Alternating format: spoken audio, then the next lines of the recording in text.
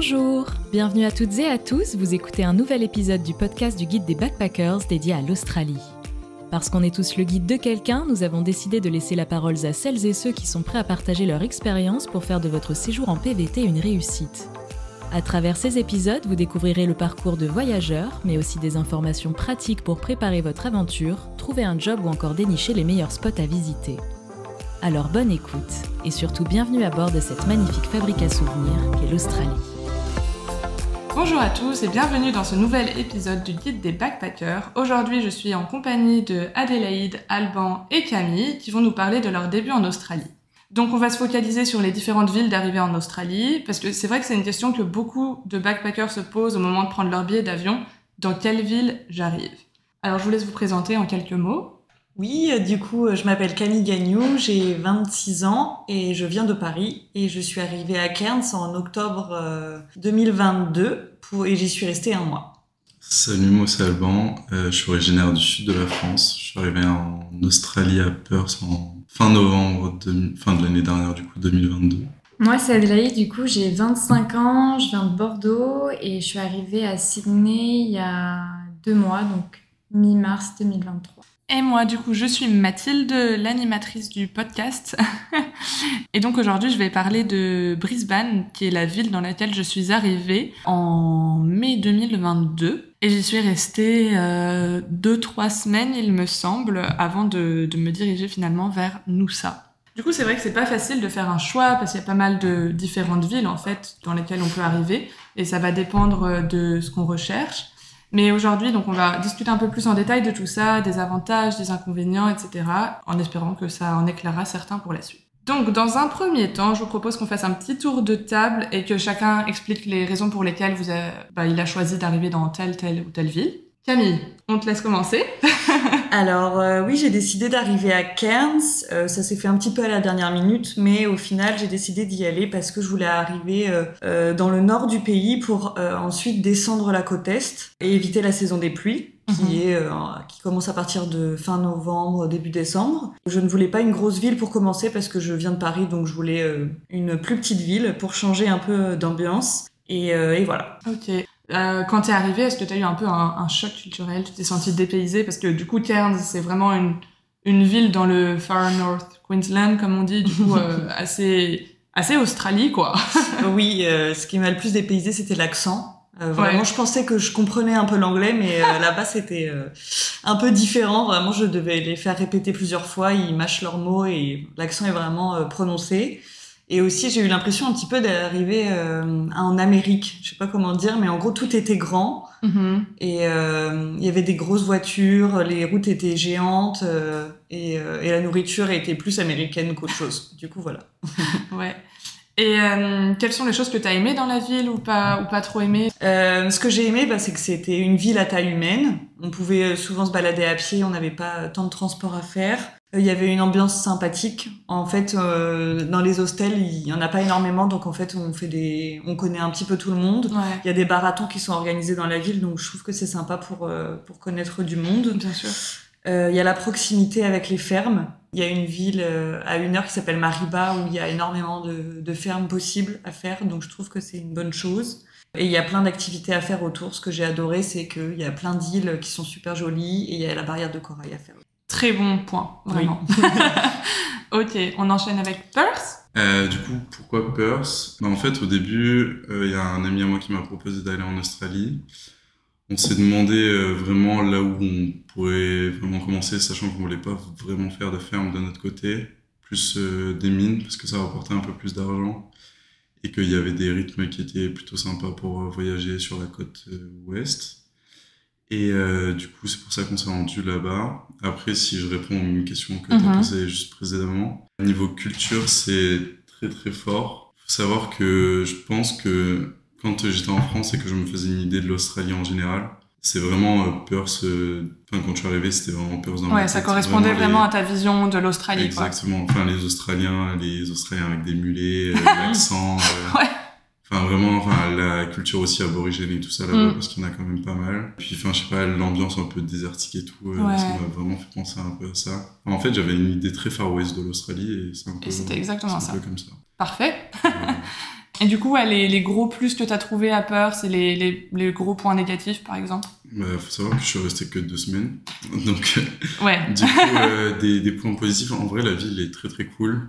C'est très très grand. Enfin, en soi, le CBD et tout ça, ça reste très très proche des hostels et tout. La vie nocturne est plutôt pas mal. Et puis, il y a pas mal de choses à découvrir autour, notamment Fremantle, Rottnest Island et tout ça. Plutôt très très cool niveau biodiversité et tout. Ouais. Très sympa. Sympa. Alors moi, pour ma part, je suis arrivée à Brisbane et j'ai choisi cette ville parce que premièrement, les billets d'avion étaient moins chers pour Brisbane que pour les autres villes. Et j'ai aussi pris beaucoup d'avis des personnes autour de moi que je connaissais qui étaient déjà allées en Australie ou sur les groupes Facebook. Et parce que j'avais beaucoup de mal à me décider dans quelle ville arriver. Mon choix s'est porté sur la ville de Brisbane parce que c'était une ville à taille humaine. Donc pas trop grande comme Melbourne ou Sydney, mais pas non plus trop petite comme Cairns ou Alice Springs. Et donc il y avait quand même pas mal de choses à faire. C'était pratique pour tout ce qui est démarches administratives quand on arrive en Australie. Enfin, il y avait tout ce qu'il fallait quoi pour que je fasse ces démarches. Et aussi, donc moi je suis arrivée en mai. Donc c'est un peu de l'entre-saison, donc c'est la fin de l'été mais le début de l'hiver. Et si j'allais à Sydney ou à Melbourne, j'allais me retrouver avec un temps assez frais, quoi. Donc, je me suis dit que c'était pas mal d'arriver à Brisbane parce qu'il fait beau un peu toute l'année. J'ai pas eu tant que ça un choc culturel quand je suis arrivée, dans le sens où au final, c'est quand même une assez grande ville, donc une des villes les plus importantes en Australie. Donc, il y a vraiment tout ce qu'il faut, c'est très développé. Enfin, c'est au final assez européen. Juste au niveau du temps, donc il faisait quand même beau et chaud, et au niveau de la végétation, des animaux aussi quand je suis arrivée, donc dans les parcs, il y avait des bush turkeys, donc comme ils appellent, un peu partout, et du coup ça m'a beaucoup étonnée, ou des oiseaux avec des très longs becs, et donc là je me suis vraiment sentie à l'autre bout du monde, quoi, clairement pas en France, donc c'était une sensation super cool. Et pareil, donc il y avait des genres de gros lézards ou iguanes, des possums, enfin vraiment moi j'ai pas eu tant un dépaysement choc culturel avec la ville en elle-même, mais plus l'atmosphère un peu qui est régnée et la faune et la flore. Donc c'est quelque chose que j'ai vraiment bien aimé. Donc en arrivant dans une ville à taille humaine, je me suis pas sentie non plus dépassée par les événements, je me suis pas sentie perdue. Comme si j'étais au milieu d'une grande ville que je ne connais pas, où je ne connais personne. Tout se fait à pied dans le CBD, donc c'était très pratique. Du coup, je me suis adaptée plutôt facilement à la vie là-bas. Et donc, ce que j'ai beaucoup aimé, c'est... je me suis vraiment sentie en Australie, je pense. Pas comme si j'étais arrivée à Sydney, je me serais moins sentie en Australie. Que là, vraiment, j'ai eu cette sensation d'être dans un pays bien différent quand même. Quelque chose que j'ai un peu moins aimé, le fait que malheureusement à Brisbane il n'y ait pas de plage vraiment, enfin il n'y a pas de plage du tout en fait proche de la ville. Si tu fais peut-être 1 ou 2 heures de route, là il y a des plages, mais pas comme si t'étais par exemple à Cairns ou à Sydney où t'as des plages vraiment à proximité. Donc ça c'était un peu dommage. Après ils ont quand même un lagoon qui est assez sympa, et South Bank qui est au bord de la rivière. C'est un endroit vraiment très très bien aménagé pour se promener, pour faire des barbecues, pour se poser au soleil. Il y a des chaises, des tables. Il y a plein de petits restaurants aussi. Et le lagoon, du coup, si on veut se rafraîchir, ça fait pas rêver non plus, comme les plages, l'image des plages qu'on a en Australie. Mais moi j'avais vraiment quand même bien aimé ce coin-là. On passe à Sydney ? Ouais, carrément. Moi, du coup, je me suis pas vraiment posé de questions. Je suis quelqu'un qui aime beaucoup la ville, et pour moi, ça me paraissait automatique d'aller à Sydney en Australie. Du coup, je suis venue là, et je savais aussi que c'était l'endroit où on pouvait trouver, on va dire, le plus de travail. Enfin, voilà, pour moi, c'était une sorte un peu de zone de confort quand même que je voulais retrouver en allant en Australie. Plus aussi, j'ai un petit peu de famille ici, donc ça me permettait aussi d'avoir un peu des attaches. Et moi, j'ai vraiment adoré Sydney. Le premier jour, quand je suis arrivée, je me suis dit, mais c'est la ville parfaite. C'est vrai ? entre le mélange des buildings, de la mer et toute cette nature. En fait, quand on arrive vraiment à l'Opéra House et qu'on voit tout ça, moi je trouve que ça fait un peu vraiment paradisiaque. Et du coup, je suis trop contente. Et si tu veux aller à la plage, c'est plutôt cool parce que c'est vraiment hyper près de la ville. Enfin, moi, je trouve que c'est un mélange qui est assez chouette. Au-delà de ça, t'as tous les théâtres, les cinémas. Enfin, moi, je vais beaucoup dans ce genre d'endroit. Ouais. Et niveau choc culturel, pas trop, non? En arrivant à Sydney. Forcément, toujours un peu. C'est plus grand. Les gens vivent pas de la même façon. Ouais. Les gens ici vivent avec le soleil. Donc, clairement, ils se lèvent à 6h du mat. Tu les vois tous faire leur jogging, leur natation, etc. Et le soir, ils mangent à 17h. Donc, c'est hyper différent de la façon dont nous, on fonctionne. Ouais, vu comme ça, c'est sûr. Qui sommes un petit peu plus, on va dire, en retard par rapport à eux. Je pense qu'en général, la qualité de vie, elle est bonne en Australie et à Sydney en particulier si tu gagnes bien ta vie. Ouais. C'est comme partout. Vu que Sydney, c'est une des villes les plus chères, si t'as pas un taf à côté qui suit pas, ça va être compliqué pour toi, je pense, de vivre, on va dire, pleinement, parce que si t'as pas assez d'argent, tu peux pas aller au restaurant, tu peux pas faire tout plein de sorties à côté. Et du coup, dans ta vie sociale, ça va t'impacter, quoi. Mais au global, après, t'as plein de trucs. Enfin, comme je te dis, tu peux aller à la plage, tu peux faire du surf. Enfin, les gens sont hyper ouverts. Tu peux danser, c'est hyper cool. Les gens sont quand même plutôt sympas et t'approches assez facilement. Bon, après, il faut aussi savoir connaître les endroits et se forcer un peu. Tu vois, tu prends le ferry si t'as envie de te déplacer parfois. Ouais, ça c'est top quand même. Voilà, t'as ton petit bus, tout se fait. Sinon, si t'es en ville, tu peux faire globalement tout à pied, ça c'est trop bien. Ouais, tout à fait d'accord. Ouais, enfin, je trouve qu'il y a pas mal d'avantages à Sydney. Enfin, dans l'ensemble, c'est. Ouais, c'est non, chouette. mais je suis complètement d'accord avec toi par rapport. Enfin, on est tous du coup à Sydney actuellement, et c'est vrai que c'est un truc super cool de pouvoir avoir la ville. Et en même temps, genre, en quelques minutes, de pouvoir aller par exemple au Blue Mountains ou dans un parc national ou juste d'aller à Bondi, à la plage.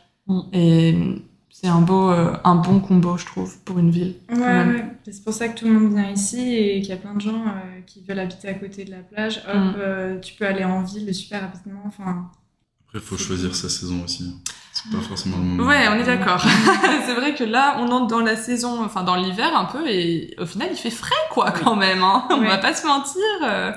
Oui, on m'avait dit qu'il faisait plutôt beau quand même en hiver, mais c'est pas plus de 20 degrés, quoi. Ouais, non, clairement pas. Clairement pas. Sydney, quand même, le temps a tendance à changer globalement assez vite. D'un coup, il peut faire super beau, 5 minutes après pleuvoir et refaire super beau. Et ça, je m'y attendais pas du tout, par contre, à ce type de temps. Ouais. Je pensais que c'était vraiment soleil tout le temps. Et non, il pleut quand même des fois. Oui, c'est un peu tropical aussi, je pense. On n'est pas si loin, en fait. Ouais, c'est vrai que, par exemple, il y a Melbourne où vraiment, là, le temps là-bas, apparemment, est vraiment très, très changeant. Mais ici, Sydney, on se rapproche quand même un petit peu plus du nord et de la côte est, donc c'est un peu mieux. Ok, et du coup, est-ce que tu as eu le temps de visiter un peu depuis que t'es arrivée, au niveau faire des choses autour de Sydney, parce que c'est un truc sympa aussi, il y a plein de trucs à découvrir aux alentours. Ouais, alors du coup, la ville de Sydney, je l'ai fait en long, en large, en travers, je la connais par cœur. Et non, je suis allée au Blue Mountains aussi, mais c'était un jour où il faisait super moche, enfin, il n'y avait pas le meilleur temps pour y aller.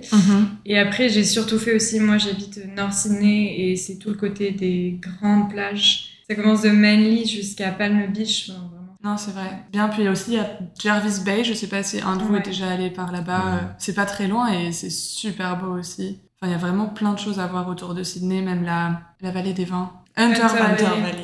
Plein de choses, donc niveau tourisme, ça c'est cool, parce que ce que je disais, c'est donc que c'est assez difficile de s'ennuyer vraiment. Enfin, quand t'as des jours off, il y a facilement des choses à aller voir, des choses que tu peux faire juste en une journée, donc ça c'est vraiment appréciable aussi. Clairement.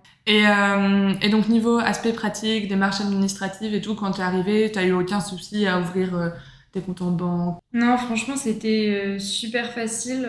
5 minutes, c'est ouvert, quoi, le compte. Faut juste un numéro fiscal, ça faut penser à l'avoir avant, mais en vrai, après, tout est simple, quoi. Tu fais les démarches sur Internet, sur le téléphone. Moi, j'ai jamais eu de soucis, j'ai tout eu assez rapidement. Et donc, tu as trouvé un travail à Sydney. Qu'est-ce que tu fais? Est-ce que tu as mis du temps à trouver? Comment ça s'est passé, les recherches? Ouais, alors moi, je suis Talent Acquisition Officer, je travaille au gouvernement. J'ai mis un peu de temps. Moi, je trouve que c'est mettre du temps pour certains noms, mais j'ai mis un petit peu plus d'1 mois. Chercher un bureau, enfin un travail d'office parce que j'ai toujours fait ça et c'est ce qui me botte aussi. C'était assez challengeant. J'étais tous les jours en train de postuler, de chercher des nouvelles annonces et sans arrêt au téléphone à passer des entretiens. Et le plus challengeant, le plus frustrant en fait, c'est plutôt le visa parce que quand tu as un working holiday visa, tu peux faire que 6 mois pour le même employeur. Et moi, j'ai passé plusieurs process jusqu'à la fin où à la fin, en fait, je me suis fait rejeter justement par rapport au visa. Ils voulaient quelqu'un pour plus de 6 mois. Ouais. Donc le conseil que je peux donner, c'est de persévérer parce que ça marche quand même. La preuve, j'ai quand même trouvé quelque chose dans mon domaine. Mais voilà, il faut juste un peu de persévérance. Mais ça... Et toi, Camille, t'as mis du temps à trouver ton taf ou t'as trouvé assez Non, facilement? pas du tout. J'avais postulé. En fait, j'avais déjà travaillé à Brisbane en tant que serveuse et du coup, j'avais appris des méthodes de recherche, etc. Et du coup, avant d'arriver à Sydney, j'avais déjà été voir les annonces Facebook, surtout sur les groupes français. Ouais. Et aussi, j'avais fait une liste de tous les restos qui m'intéressaient. J'avais envoyé mon CV. Et du coup, après là, c'est grâce à un post Facebook, j'avais eu un entretien avant même d'arriver à Sydney. Ok. Du coup, voilà. Et après, j'ai eu l'entretien dès que je suis arrivée à Sydney et j'ai été prise dans la... Bien joué. Et alors, niveau logement, donc... est-ce que c'est un peu la galère quand même à Sydney? À Sydney, c'est un peu la concu, quoi. C'est compliqué. Ça va dépendre aussi de ton budget, mais c'est un petit budget, il n'y a pas grand-chose. Donc, il faut être prêt quand même à mettre un peu plus. Moi, j'ai visité plusieurs appartements et au final, grâce à quelqu'un que je connaissais, qui connaissait quelqu'un, je suis passée au-delà de Flatmates, que tout le monde utilise. C'est vraiment le site pour chercher... une coloc, un appart, un granny flat, tout ce que tu veux. C'est vrai que de base, si tu cherches que là-dessus, tu vas devoir envoyer des messages tous les jours. Faut être sur l'appli, genre H24. C'était mon cas. Voilà. Ok, donc c'est cool que t'aies pu trouver un truc par le biais d'une connaissance. Après, moi, j'en ai trouvé un sur Facebook Marketplace. En fait, c'était de la sous-loc parce que c'était des personnes qui partaient pendant 1 mois. Du coup, j'ai eu un appart à Surrey Hills. Bien placé. Et après, le deuxième, du coup, c'était à Kirribilli. Du coup, c'est North Sydney. Juste de l'autre côté, à Bridge à droite. Et du coup, on était 4. Enfin, en gros, on a fait une coloc, il y avait 2 chambres. On était 2 par chambre. Par contre, j'avais une vue sur l'opéra et sur Bridge. Trop bien. Et du coup, là, on l'a lâché la semaine dernière. Moi, j'ai trouvé avec un groupe Facebook aussi. Il y a pas mal d'annonces en vrai. Je pense qu'on peut trouver en ce moment. Après, c'est parce que là, on arrive en hiver. Du coup, il y a beaucoup plus de place. Ouais. Et là, par exemple, j'ai une amie, elle est en hostel au Mad Monkey, là, à King Cross. Et elle m'a dit qu'elle payait que $210 la semaine. Ah ouais, ça va. Donc, en soi, ça va comparé à l'hiver où apparemment c'est... L'été? Oui. Du coup, l'hiver. Ok. Moi, je suis arrivée en janvier à Sydney et j'ai mis beaucoup de temps à trouver un appartement en recherchant tous les jours sur Flatmates, etc. C'était pas simple. Mais oui, là, on arrive dans la période un peu creuse, ça devient plus facile, donc c'est sympa. Est-ce que tu aurais d'autres choses à ajouter par rapport à Sydney? Je sais pas, est-ce qu'il y a des choses qui t'ont déplu, par exemple, où t'as été déçu, où il y a que du positif? Non, c'est positif dans l'ensemble, juste c'est la nourriture, moi. Ça reste... En fait, l'Australie, en général, c'est un pays quand même assez récent et tout le monde est venu un peu rajouter sa patte. Et c'est vrai que c'est quand même assez américanisé. Et c'est vrai que si on veut bien manger, faut mettre le prix et on l'a pas forcément toujours. La culture française avec les terrasses, etc. Je pense que ça nous manque tous. Très européenne là-dessus, mais sinon à part ça, que du positif, c'est du bonheur et il faut le faire et on rencontre plein de gens. Comment est-ce que tu as réussi à faire des rencontres? Moi j'ai fait hostel. Après je suis quelqu'un, je fais de la salsa et de la bachata, donc je suis allée directement dans des cours, des social dance. Et tu rencontres des gens là-bas, tu fais des meet-up, language exchange. J'ai participé à des événements start-up. Enfin, j'ai fait pas mal de trucs et du coup, ça part comme ça. Et la relation au fur et à mesure. C'est vrai que c'est bien ça à Sydney, vu que c'est une des plus grandes villes en Australie. Il y a plein d'événements qui se passent, donc il y a vraiment beaucoup de moyens de faire des rencontres en fait. Ouais. T'as Facebook aussi qui t'aide à rencontrer des Français. Absolument. Moi, maintenant, aujourd'hui, je connais plus des gens qui sont établis vraiment à Sydney depuis quelques années, mais c'est bien aussi après d'avoir des gens que tu connais qui arrivent en mode backpack et c'est juste trop cool. Ouais. On part dans le nord du pays, là où il fait chaud et humide, à Cairns. Alors, je vais parler un petit peu des infrastructures, etc. Quand je suis arrivée, déjà, ça m'a vraiment étonnée parce que Vraiment, c'est un pays tellement agréable. Si tu as soif, tous les 2 mètres, il y a des fontaines. C'est vrai, ça c'est trop pratique. Enfin, il y a des routes exprès pour les piétons au bord de plage partout. Vraiment, c'est très propre et vraiment, j'ai trouvé que ça faisait vraiment la différence. Bon, après, c'est peut-être parce que je viens de Paris, mais vraiment, il y avait une grande différence. C'est vraiment agréable à vivre et du coup, ça, c'était très agréable. Et après, c'est partout en Australie, pas seulement à Cairns. Ouais, c'est vrai que les villes sont très bien aménagées. Du coup, je suis arrivée en hostel directement. J'avais réservé en avance à peu près 2 semaines pour me laisser le temps de faire toutes les démarches administratives, etc. Et au final, je suis restée 1 mois. Vraiment, l'hostel, c'était YHA. C'était vraiment un très bon hostel pour arriver avec beaucoup d'activités. Et il était très très bien. Et du coup, ça aide déjà de démarrer entouré de personnes dans des hostels plutôt que d'aller... peut-être chez l'habitant ou et que tu rencontres moins de monde, enfin là au moins tu peux partager avec les autres ton expérience, exact, les démarches administratives, les bons plans, etc. Donc c'est vraiment super. Et du coup voilà, pour les logements, et donc en arrivant à Cairns, ton plan c'était de rester et travailler à Cairns ou c'était juste de voyager et après de continuer un peu dans une autre ville? Non, c'était d'acheter une voiture. Je suis venue avec mon copain et du coup on avait prévu d'acheter un 4x4 avec une tente de toit. Et du coup, c'est ce qu'on a fait dès qu'on est arrivé à Cairns. C'était ouverture de compte, TFN et acheter une voiture. Et on a très vite trouvé grâce à Marketplace, Facebook Marketplace. Et à Cairns aussi, c'était pratique, c'est parce qu'il n'y a pas beaucoup de concurrence. Enfin, il y a moins de personnes. Donc en fait, il y a moins de personnes qui souhaitent acheter des voitures. Donc t'as plus de choix. Oui, t'as un peu plus de choix. Et du coup, tout a été fait très rapidement et après, on est parti à la recherche de ferme. Ouais, à la recherche de ferme. C'est vrai que dans la région, du coup, il y en a pas mal. Oui. Est-ce que ça a été simple, du coup, de trouver Oui, plutôt. Rien qu'à YHA dans l'auberge, il y avait un petit post-it avec écrit Mango and Free Picking. Ah, trop bien. Du coup, avec un numéro. Donc ça, c'est pas mal.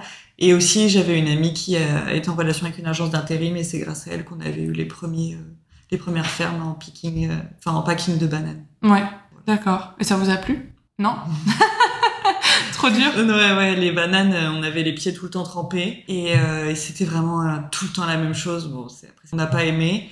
Et là, les mangues, ça allait, parce qu'on faisait packing et picking, sauf que il y avait le mango rage, c'était l'allergie du coup, après, à la fin, je pouvais plus. Ça me grattait trop. Donc voilà. Ennuyeux.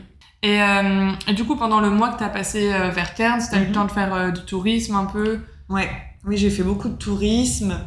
Du coup, à Cairns, j'ai eu l'occasion de visiter pas mal entre les démarches administratives, etc. Ça laisse du temps quand même. Donc j'ai fait tout ce qu'il y avait à faire autour. Donc les îles, il y avait Fitzroy Island et Green Island que tu peux faire en une journée en bateau. C'est super beau. On peut nager avec des tortues. L'eau est paradisiaque, on se croirait aux Seychelles. Et aussi, il y a énormément de cascades aux alentours et de parcs nationaux à faire. Oui, c'est vrai qu'il y a beaucoup de cascades. Est-ce que tu as été dans la Daintree, au-dessus de Port Douglas? Non, j'y suis pas allée parce que ça commençait à être la saison des pluies. Et du coup, c'était pas trop le bon plan. Dans les petits moins de la ville, ce que je pourrais dire, c'est que le soir, il y a une grande artère principale et c'est pas tout le temps safe quand on y est. Enfin, il y a pas mal de gens. C'est vrai que etc. Cairns, on dit que c'est un peu une ville moins safe que la plupart des autres villes en Australie. Un petit peu, oui. Peut-être plus comme Alice Springs et Broome, où j'ai entendu que c'était un peu moins safe. Donc je mettrais Cairns dans le même sac. Dans le même sac. Je mettrais Cairns dans le même sac, mais après ça reste safe quand même comparé à la France, je trouve. Comparé à Sydney, je trouve que c'était un petit peu moins safe. Et aussi, c'est qu'on peut pas se baigner dans la mer, dans l'océan, pardon, à part dans des filets. On peut se baigner que dans des filets parce qu'il y a des méduses, des requins, enfin absolument tout. Donc on va éviter de tenter le diable, quoi. Après, du coup, ils ont fait des lagunes. Mais moi, je suis pas une fan des lagunes, mais c'est pratique si on a trop chaud. Mais... Ouais, c'est ça. C'est pas aussi bien que l'océan, évidemment, mais ça permet de se rafraîchir. Oui. Et le dernier point, ce serait que les prix des auberges sont plutôt chers, je trouve, à Cairns. Comme à Sydney, je dirais. Parce qu'il y en a moins. Et il y a énormément de personnes qui veulent y aller. Ça devient une ville attractive quand même pour les fermes et pour le tourisme. Et du coup, les prix des auberges sont très très élevés. Et c'est vrai que aussi au niveau des saisons, donc quand il commence un peu à faire froid dans toute la moitié sud, au final, tout le monde va en même temps vers le nord. Et du coup, ça devient complètement bouché et je suppose qu'ils peuvent se permettre d'augmenter les prix, etc. Oui, je dirais si les personnes souhaitent arriver, il faut faire attention aux saisons, parce que la saison des pluies, il y aura du travail, mais du coup, c'est pas possible de travailler parce qu'il pleut. Et après, sinon, c'est vrai, pendant l'hiver australien, là-bas, c'est très bouché à Cairns. Ou alors peut-être y aller entre les deux saisons, comme ça, tu prends les jobs avant que tout le monde arrive. C'est ça, je pense que c'est une bonne technique. Ok, merci beaucoup pour toutes ces infos sur Cairns. Donc pour ma part, je suis arrivée à Brisbane et c'est vraiment une ville que j'ai beaucoup aimée. Est-ce que vous êtes déjà allé à Brisbane ? Oui. Mais après, je pense que c'est quand même similaire. Sydney, Brisbane, Melbourne. C'est un trio, c'est la même chose, quoi. Oui, c'est... Sauf qu'à Sydney, t'as les plages. Mais t'as pas à Brisbane, par exemple. Melbourne, t'en as, mais... Ouais, puis elles sont pas aussi belles que Sydney. Pour ce qui est de la qualité de vie, je trouve que on ressent déjà cette atmosphère plus détendue et chill qu'on retrouve dans le Queensland. Il fait vraiment bon vivre et c'est quelque chose qui est super appréciable, notamment avec grâce à la météo en fait. Il fait super beau à peu près tout au long de l'année, comme je disais plus tôt. Donc c'est top de pouvoir avoir un maximum de soleil et de pouvoir en profiter. Après, donc moi j'ai été tout à fait convaincue par Brisbane. Et ce qui est assez étrange, c'est que depuis que je suis arrivée en Australie, j'ai entendu beaucoup de monde me dire que finalement, ils avaient pas trop aimé Brisbane, que c'était une ville un peu ennuyeuse, qu'il y avait pas énormément de choses à faire. Alors que moi, à l'inverse, j'ai beaucoup aimé. Donc je pense que ça dépend de chacun une fois de plus. Mais pour moi, il y avait tout ce dont j'avais besoin. Et pour autant, c'était une ville à taille moyenne, donc pas trop grande, mais assez étendue et dynamique pour avoir des choses à faire en fait et ne pas s'ennuyer. Donc voilà, j'étais un peu surprise quand les gens m'ont dit que Brisbane était surcoté entre guillemets, parce que moi je me suis vraiment plu pendant les 2 semaines où j'y suis restée. Et après, ce qui est un peu dommage, c'est que du coup il y a pas vraiment la plage, donc ça peut manquer à certains. Moi, ça m'a pas tant dérangé que ça, honnêtement. Surtout quand je suis arrivée, donc c'était en mai, donc c'était le début de l'hiver. Du coup, il faisait beau et chaud, mais peut-être pas non plus au point de vraiment vouloir se baigner et tout. Donc ça m'a pas nécessairement posé de problème de pas avoir la mer à côté. Après, il y a quand même le lagon qui est un endroit très agréable, je trouve. Ça peut compenser, entre guillemets. Et en termes de vie sociale, une fois de plus, j'ai trouvé que c'était assez animé quand même. Il y a pas mal de restos, de cafés, de bars, de rooftops qui sont super sympas. Et notamment, il y a le quartier de Fortitude Valley qui est très animé et connu pour la vie nocturne, entre guillemets. C'est là où il faut sortir si tu veux aller en boîte et tout. Par contre, c'est vrai que ça m'a vachement surprise au tout début parce qu'en France, on est habitué à ce que les boîtes et les bars, ils ferment tard. Des fois, les boîtes de nuit, ça ferme genre à 5-6 heures du matin, tu vois. Alors que là, la première fois que je suis sortie en Australie, donc c'était à Fortitude Valley, à Brisbane, et en fait, la boîte a fermé à 2 heures du matin et c'est super tôt.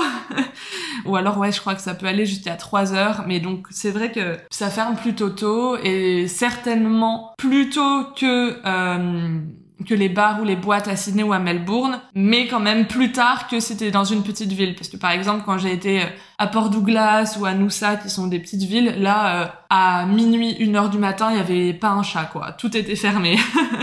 Donc bon, c'est un entre-deux, on va dire. Et depuis ma première fois donc à Brisbane, j'y suis retournée 3 fois pour quelques jours. J'ai toujours autant aimé la ville en fait. Et en plus, j'y suis allée à des saisons différentes. Donc j'ai pu voir la ville sous un angle différent, disons. Et je suis toujours pas déçue de cette ville. Après, en termes de tourisme et de choses à visiter autour, c'est plutôt pas mal aussi parce qu'en fait, Brisbane est vraiment au cœur de la côte Est. À 1h30 au nord, il y a la Sunshine Coast avec Noosa qui est super sympa. Donc c'est facile de pouvoir y aller pour un week-end. Après, si on pousse un peu plus loin, il y a Fraser Island qui est vraiment un incontournable à faire en Australie aussi. Et à l'inverse, si on va vers le sud, on a Gold Coast qui est tout proche, Byron Bay qui est aussi pareil, 1h30, 2h je crois de route. Et si on veut rester vraiment autour de Brisbane, il y a Moreton Island et North Stradbroke Island qui sont des îles en vrai un peu comme Fraser Island il me semble, mais moins touristiques. Du coup ça peut être super cool aussi d'aller faire un tour là-bas. Si on est plus en recherche de parc national, de randonnée, etc. Il y a les Glasshouse Mountains qui sont pas loin non plus. Franchement, il y a vraiment de quoi faire dans la zone. En termes de job, du coup, moi, j'ai pas vraiment d'expérience à ce niveau-là, parce qu'en fait, donc quand je suis arrivée à Brisbane, j'avais booké mon auberge pour 1 semaine et après je n'avais aucune idée de ce que j'allais faire vraiment. J'avais vraiment 0 idée et du coup je me suis un peu laissée porter et je savais pas si je voulais rester à Brisbane pour trouver un taf ou si je comptais aller ailleurs. Du coup en fait ma première semaine, j'ai rien fait globalement, j'ai juste fait mes démarches administratives, j'ai visité un peu et voilà et du coup j'ai profité. Et après donc au bout, voyant que ma semaine en auberge touchait bientôt à sa fin et que je n'avais toujours aucune idée de ce que j'allais faire, j'ai décidé de prolonger de quelques jours encore, sur place directement. Et c'est du coup à ce moment-là que j'ai rencontré une fille qui m'a dit que elle partait 2-3 jours plus tard à Noosa, qui est du coup, comme je le disais, à 1h30 au nord de Brisbane. Et qu'elle avait trouvé un taf dans une auberge de jeunesse et que l'auberge était super belle, super cool, qu'elle venait d'ouvrir, etc. Et du coup, elle m'a montré tout ça et elle m'a dit, viens avec moi si t'as aucun plan. Et du coup, c'est comme ça que je me suis retrouvée au final à aller à Noosa un peu par hasard parce que je connaissais pas du tout cette ville, j'avais jamais entendu parler. Et donc c'est la raison pour laquelle je ne suis pas restée plus longtemps à Brisbane parce que finalement j'ai eu une opportunité cool qui s'est présentée à moi. Donc j'ai saisi ma chance et du coup j'avais pas du tout commencé à chercher de travail à Brisbane, donc je saurais difficilement dire. D'après ce que je voyais avec les gens qui étaient dans l'auberge de jeunesse, j'avais pas l'impression que c'était très compliqué de trouver un taf. Plusieurs personnes autour de moi avaient eu rapidement plusieurs essais, etc. Donc je pense que la situation en termes de job est pas trop mauvaise. Et du coup, un peu pareil pour les logements. Je suis uniquement restée en auberge de jeunesse. À Brisbane, il y a vraiment beaucoup d'auberges de jeunesse différentes et elles sont toutes bien placées, proches du CBD. Quand j'y étais, moi, les prix étaient très abordables, honnêtement. Après, j'y suis retournée donc à Brisbane en décembre et là, j'ai voulu retourner dans l'auberge dans laquelle j'étais arrivée au tout début parce que je la trouvais vraiment bien et les prix avaient presque doublé. Donc là, ça m'a fait un peu mal. Mais du coup, c'était parce que c'était la haute saison et les vacances en Australie.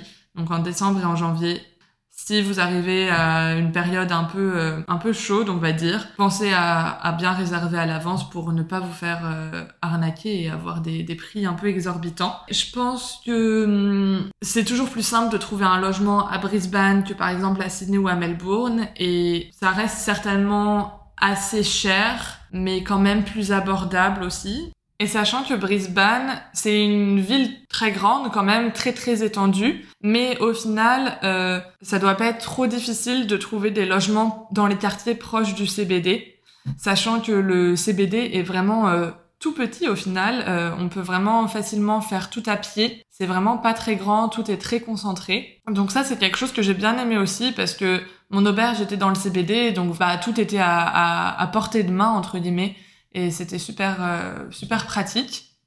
On peut donc passer à la dernière ville, donc qui se situe dans le Western Australia, Perth. Qu'est-ce que t'en as pensé, Alban ? Faut savoir que du coup, j'y suis resté que 2 semaines, comme je le disais tout à l'heure. Donc en fait, on est arrivé fin novembre. Et donc du coup, on s'est direct mis dans les démarches administratives, ouverture de banque, TFN, tout ça. Et on a passé nos certifications, les tickets comme ils appellent ici. Ouais. Et donc on a directement démarché pour travailler en mine, parce qu'en fait dans l'hostel où on était, il y avait quand même pas mal de Français. Donc en fait c'est plutôt cool quand on sait pas, quand on arrive quelque part de nouveau. Parce qu'à chaque fois, personnellement, et j'ai discuté avec des gens, chaque fois on dit ouais, j'ai pas envie de parler aux Français parce que si je veux parler avec des Français, je reste en France. Ouais. Sauf que en fait, quand tu parles avec des Français au début, du coup, c'est rassurant. Ouais, c'est vraiment rassurant. Donc du coup voilà, et au final ils peuvent te donner des plans aussi. Et donc il y a certains Français qui étaient en mine et tout ça, qui ont voulu nous donner des plans, sauf que en fait en Australie, les vacances d'été du coup c'est en hiver quand c'est en France. Et donc en fait il y a un truc qui s'appelle le Christmas break ici, donc à partir de mi-décembre jusqu'à deuxième semaine de janvier. Et en fait c'est des vacances que tous les domaines de la construction, tout qui shut down, qui ferme. Et du coup, en fait, c'est pareil pour les mines. Et vu que ça ferme mi-décembre, en fait, ils recrutent plus personne. Fin novembre, c'est fini, quoi. Donc, du coup, en fait, on est arrivé à Perth à ce moment-là. Il n'y a rien. On a passé des certifs en plus pour voir si on pouvait avoir des jobs. Après, le but n'était pas de rester à Perth, en fait, si on n'avait pas de mine. Donc, du coup, on n'est pas forcément resté là-bas. Mais sinon, qu'est-ce que je peux dire de la ville en soi, en 2 semaines? C'est une très bonne ville, je pense, pour arriver. Ouais. Y a, je pense, beaucoup d'opportunités, que ce soit en hospitality, en construction, ou même en mine, en fonction de la période à laquelle vous arrivez. Franchement, c'est une bonne ville de départ. En soi, la ville est super sympa. Il y a beaucoup de choses à faire autour. Si vous avez une voiture et que vous voulez faire un road trip, la côte ouest, je pense que c'est quelque chose à faire. Ouais, ça a l'air vraiment incroyable. Ouais, un peu comme la côte est, mais du coup, beaucoup plus sauvage parce qu'il y a beaucoup moins de personnes qui le font. Et côté ferme aussi, c'est pas trop mal parce que il y a Margaret River, gros producteur de vin. Donc pour tout ce qui est vendange et tout ça, c'est pas trop mal. C'est vrai que c'est un bon mix parce que du coup, pour voyager, pour avoir la vie en ville, vu que t'as bougé pas mal depuis que t'es arrivé, est-ce que t'as trouvé que les Australiens à Perth, ils étaient vraiment genre relax, ou est-ce qu'ils avaient un peu un mode de vie différent qu'à Sydney par exemple, vu que c'est à l'autre bout du pays au final? Je dirais plus qu'ils sont vraiment ancrés, je sais pas, c'est le vrai Australien là-bas. Quasiment tous les gars ont des mulets. Ils ont vraiment un accent qui laisse à désirer. Des fois, tu comprends vraiment pas. Et sinon, la culture, je pense que c'est un peu différent de côté est de l'Australie. Ouais, peut-être un côté plus authentique. Ouais, je pense. Donc déjà, ce qu'on voulait dire, c'est que on a choisi de pas forcément faire venir quelqu'un qui était arrivé à Melbourne, vu qu'on avait déjà quelqu'un qui était arrivé à Sydney, parce que finalement, Sydney et Melbourne, c'est les 2 plus grandes villes du pays, et elles sont assez similaires en termes de dynamisme et de marché de l'emploi, je pense, et de logement. C'est un peu la même chose, c'est des grosses villes où tout est un peu cher, quoi. Et pour autant, il y a pas mal de choses à faire autour de Melbourne et aussi bien à Sydney. Donc voilà, on s'est dit que ça suffisait de mettre juste Sydney et pas forcément Melbourne. Mais si on devait donc parler un petit peu plus de Melbourne, moi j'y suis toi, allé. Ouais, qu'est-ce que t'en as pensé En soi, c'est une très grande ville, gigantesque. Mais sinon, en soi, parce que je suis resté que dans le CBD, pareil, je suis resté 1 semaine. Sinon, en soi, Melbourne, très vivant. Ça me rappelle un peu Sydney, du coup. Sinon, marché de l'emploi, très, très fort aussi. Hospitality, construction, ça cherche beaucoup. J'ai des amis qui sont là-bas. Et sinon, culturellement, très grosse culture à Melbourne. Des très gros musées et beaucoup d'activités à faire.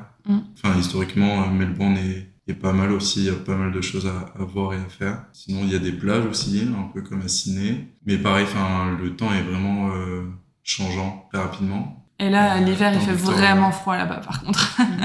C'est ça. Et après, Melbourne, je pense que ça peut être un très bon point de départ pour faire des fermes, parce que Victoria a beaucoup de fermes, que ce soit en ferme laitière, en ferme de moutons, même tout ce qui est fruit picking. C'est une très bonne ville de départ aussi pour potentiellement aller en Tasmanie. Oui, parce que c'est à côté. Absolument. Et beaucoup de fermes aussi en Tasmanie, tout ça. Et en plus, la Tasmanie, c'est un peu moins prisé, donc peut-être plus simple de trouver des fermes ou des jobs par là-bas, quoi. Et pourtant, c'est super beau. Et je crois qu'en Tasmanie, tous les jobs sont éligibles aux 88 jours. C'est bien possible. Ouais, ça c'est bien pratique. C'est sûr. Du coup, Melbourne, top niveau vie sociale, on va dire. Où il y a plein de bars, de restos, plein d'endroits où sortir. Donc, culturellement parlant, c'est apparemment mieux que Sydney. Plutôt cool. Et ouais, juste après, ce qui est dommage, c'est la météo qui est pas très très bonne. Et moi, personnellement, ayant fait les deux aussi, j'ai trouvé que Sydney était plus charmante que Melbourne, dans le sens où, à Sydney, il y a la baie qui est super belle, avec du coup plein de plages, et donc on a l'eau un peu partout. Alors qu'à Melbourne, le CBD est très rectiligne, je trouve, ça fait assez gris. Donc c'est un peu ce que moi j'ai moins aimé, mais au final, les deux villes se valent quand même, quoi. Donc sinon, on a Adelaide dans le South Australia, qui est une ville pas très très prisée des backpackers, il me semble. C'est pourtant une ville à taille moyenne, donc ça peut être sympa d'arriver là-bas si on veut pas une trop grande ville, mais pas non plus une trop petite ville. Il y a aussi pas mal de choses intéressantes à faire autour, donc ça peut être sympa. Et ce à quoi j'ai pensé aussi, c'est si jamais on sait pas trop si on va aller sur la côte est ou la côte ouest, c'est entre les deux. Du coup, ça laisse le choix de la décision, on va dire. mais sinon, ouais, apparemment, c'est pas une ville super dynamique. Même si c'est une ville d'une assez grande taille, c'est pas là où on peut faire, où il y a le plus d'activités, quoi. Non, je pense pas, mais j'ai quand même vu qui tentaient de faire grandir la ville et de la faire évoluer culturellement avec la création de plusieurs petits festivals autour de la nourriture, de la musique, etc. Après, donc, on a aussi Alice Springs, qui est dans le Northern Territory. On va le faire à la française. Ouais. Alors là, c'est vraiment, pour le coup, une plus petite ville. Vraiment très authentique, je pense. C'est idéal pour ceux qui veulent un bon gros choc culturel et qui veulent s'immerger dans la culture australienne et dans l'outback, plein milieu de l'Australie. Donc, ça doit être une expérience super cool de vivre là-bas. C'est sûr que ça doit être vraiment très différent de toutes les autres villes qui sont sur la côte. Il y a Uluru, il y a le canyon aussi à côté. Ouais. Et ça peut être aussi un bon point de départ si on veut commencer directement par aller visiter Uluru, les canyons qu'il y a aux alentours. Et puis aussi, vu que c'est une petite ville, ça peut être, je pense, c'est assez facile de faire des rencontres parce que du coup, il doit pas y avoir énormément de backpackers et tout. Donc, c'est peut-être plus simple de créer des liens finalement et de faire des belles rencontres. C'est éligible 80 jours, les Springs? Tout ce qui est dans le Northern Territory. De manière générale, c'est, si on a vraiment envie de renouveler son visa, c'est vraiment mieux de commencer par bosser les 88 jours. Comme ça évite justement tout le stress de l'année va bientôt se terminer, on sait jamais ce qui peut se passer. Ouais. Donc, les galères de trouver un taf, ça peut prendre plus de temps que prévu. Et on va pouvoir passer à la conclusion, du coup. Avec le recul, est-ce que vous êtes satisfait au final de la décision que vous avez prise d'arriver dans votre ville d'arrivée? Ou est-ce que vous auriez préféré arriver peut-être dans une autre ville, finalement? Du coup, comme j'ai une expérience un peu différente, je pense, de vous deux. Parce que moi, je suis arrivé dans l'optique de trouver directement un taf dans un domaine bien précis et je l'ai pas forcément trouvé. Je pense que quitte à recommencer, si je retournerais à Perth en termes de ville d'arrivée, je viendrais à un moment différent. Mais sinon, ouais, très bonne ville de départ. Je peux que le conseiller. Après, il faut faire attention. Perth, pendant le Covid, a pris pas mal cher. Il y a pas mal d'auberges qui sont fermées. Du coup, il y a moins d'offres. Et je sais que de temps en temps, il y a beaucoup de backpackers qui arrivent en même temps à Perth, qui se retrouvent un peu bloqués parce qu'ils n'ont pas booké en avance des auberges. Et donc, se retourner vers des Airbnb qui coûtent très cher ou même des hôtels. Faut un peu s'y prendre à l'avance et un peu préparer son trip. Anticiper, c'est bien. Non, moi je regrette pas d'être arrivée à Cairns parce que je trouvais que c'était une bonne ville d'arrivée, pas trop grande, pas mal. C'est juste après il faut faire attention aux saisons à Cairns, c'est vraiment plus important, je pense. Mais arriver en octobre, c'est pas trop mal parce que c'est pas encore la saison des pluies, mais les gens commencent déjà un petit peu à partir parce qu'ils ont déjà fini leur saison d'été. Ouais. Donc je pense que c'est bien pour arriver et peut-être réussir à faire 3 mois directement si on veut faire les fermes entre octobre jusqu'à décembre. Et ouais, c'est vrai que moi j'y suis allée justement entre septembre et décembre exactement, et au final ça commençait à être la saison des pluies, mais c'était l'entre-deux saisons et c'était vraiment très bien quand même. Oui, non, donc je regrette pas. C'est juste qu'après, il faut bien penser que si on souhaite descendre, après c'est l'hiver et là je m'en mords un peu les doigts de pas avoir avancé plus vite. Ouais, mais d'un côté, c'est aussi plutôt logique de commencer par le haut, comme ça, t'as juste à descendre vers Brisbane, Sydney, Melbourne, et ça évite de faire des allers-retours, quoi. Exactement, j'aime pas trop revenir sur mes pas, donc ça évite de faire des allers-retours. Et du coup, là, en plus, je continue et je vais passer par le centre pour aller à Darwin, donc ça va faire vraiment... Et après, pour la côte ouest, donc oui, ça fait un peu un 8. Et oui, sinon, un conseil, c'est vraiment réserver les auberges en avance. En fait, l'Australie, on peut prévoir un petit peu au dernier moment avec les opportunités, etc. Mais les auberges et avoir un logement quand on arrive, c'est vraiment important pour être tranquille et apaisé pour ces premiers mois déjà de première semaine de changement dans un nouveau pays, quoi. Et alors, pour Sydney ? Moi non plus, pas de regrets. Franchement, je suis super contente. J'avais la plage, j'avais la ville, j'avais tout à côté. J'ai rencontré tellement de gens parce qu'il y a tellement de possibilités. Tout vraiment l'idéal. Ouais, franchement, moi, ça a été vraiment très très fluide. Je sais pas trop comment je me suis débrouillée. Tant mieux. Mais je me suis jamais sentie seule à aucun moment. Et après, pas trop venir à partir de avril, mai. Là, il commence à faire froid, donc c'est... Et du coup, pour ma part, donc moi, Brisbane, je regrette pas du tout non plus d'être arrivée là-bas. C'est une ville assez à taille moyenne, du coup c'est quelque chose que j'ai bien aimé. Et aussi ce qui est cool, c'est que globalement il fait tout le temps beau, donc c'est pas négligeable. Si vous aviez des conseils à donner aux futurs arrivants pour choisir sa ville, quels critères selon vous seraient à prendre en compte ? La saison, je pense. Parce que comme on disait par rapport à Sydney, il vaut mieux peut-être y arriver pendant que c'est l'été ici en Australie. Je vais revenir sur mon cas, mais en fonction des périodes... Par exemple, en fonction d'un choix d'un métier ou quoi que ce soit, peut-être prévoir en avance les périodes de grandes vacances et tout ça. Ouais, c'est vrai que du coup, par exemple, toi, donc, dans les mines, ça a fermé pendant Noël, mais à l'inverse, peut-être dans la restauration, ils recherchent encore plus de monde parce que justement, c'est une période où il y a plein de gens qui vont au restaurant, etc. Donc, c'est vrai qu'il faut prendre ça en compte aussi. Et c'est surtout qu'il y a beaucoup de public holiday, donc ça fait beaucoup d'argent aussi. Les jours fériés, ça c'est cool. Quand t'es payé double, c'est sympa. Oui, non, c'est ça, globalement, c'est est-ce qu'on veut travailler directement ou est-ce qu'on veut trouver une grande ville pour y rester ou pour visiter, etc. Voir. Du coup, si vous voulez faire vos jours de ferme, donc ils sont faisables en soi un peu partout en Australie. Après, il y a des régions dans lesquelles il y a quand même vachement plus de fermes que d'autres. Donc, c'est à vous de voir aussi dans quel type de ferme vous voulez travailler. Par exemple, les mines, on sait qu'il y en a beaucoup autour de Perth. Et si vous voulez travailler dans l'hospitalité pour réaliser vos 88 jours, dans ce cas-là, il faudrait plus vous diriger vers le nord du Queensland ou le territoire du Nord. Moi, je pense que le seul conseil, c'est pas trop de se définir un plan de route. En fait, quand tu arrives ici, tu sais jamais en fait ce que tu vas faire. En fait, tout peut changer au dernier moment. Tu rencontres des gens, au final, tu vas choisir de faire autre chose ou juste, la vie fait que tu vas prendre d'autres décisions. Donc, ça sert à rien de se dire, je veux faire ça, ça, ça, parce qu'en fait, tu vas pas respecter ce que tu vas faire. Juste prévoir son logement et se laisser advienne que pourra. Exactement. Ouais, du coup, ça c'est important, effectivement. Rien n'est fixe au final. Si vous arrivez dans une ville, ça vous plaît pas, rien vous y retient finalement. Donc vous pouvez toujours changer quand vous voulez. Et voilà. C'est super simple de prendre un avion et d'aller dans une autre ville. Il y a énormément de vols inter. Ouais, donc pas de souci. Ok, c'est bien. On a fait le tour de la question, je pense. On a abordé un peu tous les thèmes différents. Du coup, j'espère que ça va pouvoir... aider les futurs arrivants qui se posent pas mal de questions sur où arriver. Merci à vous d'avoir pris le temps de partager votre expérience, c'était super. Merci. Merci à toi d'avoir animé ce podcast.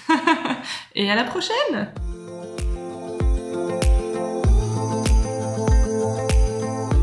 Vous venez d'écouter un nouvel épisode du podcast du Guide des Backpackers dédié à l'Australie. N'oubliez pas que vous pouvez télécharger gratuitement notre e-book sur le site australie-guidebackpackers.com, le guide ultime pour travailler et voyager en Australie. À très vite!